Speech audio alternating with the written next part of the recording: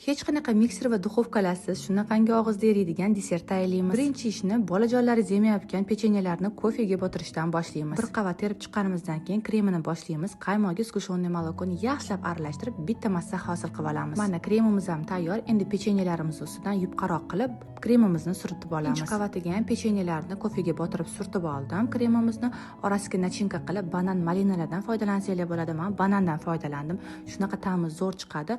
Oxirgi sloyi, ya'ni oxirgi pechenyelarimizni qo'yib, yana ustidan krem qilib, ganajimizni eritib, xohishga ko'ra bezatib olamiz. Shunaqa ta'mi zo'r bo'ladi, qizlar. Ish degani albatta kamchiliksiz bo'lmaydi. Bu orada Kripsi menga yordamga keladi. Kiyimdagi dog'larni, hattoki yangi tug'ilgan chaqaloqni kiyimini ham bemalol Kripsida yuvsangiz bo'ladi. Sababi bu gipoallergen hisoblanadi. 0+. Shuning uchun o'zingizni, farzandlaringizni, yangi tug'ilgan chaqaloqni ham kiyimini yuva olasiz. Birpas xolodilnikda turgan desertimizni endi tatib ko'ramiz. Shunaqa ham ta'mi zo'r chiqadi, qizlar.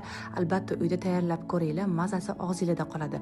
Bu orada Kripsi bilan kiyimlarimiz oppoqqina bo'lib yuvilib chiqdi. Hidini esa gapirmasa ham bo'ladi. Butun uyni tutib yubordi. Albatta sizlar ham bitta ishlatib ko'ringlar. Menga rahmat deysizlar.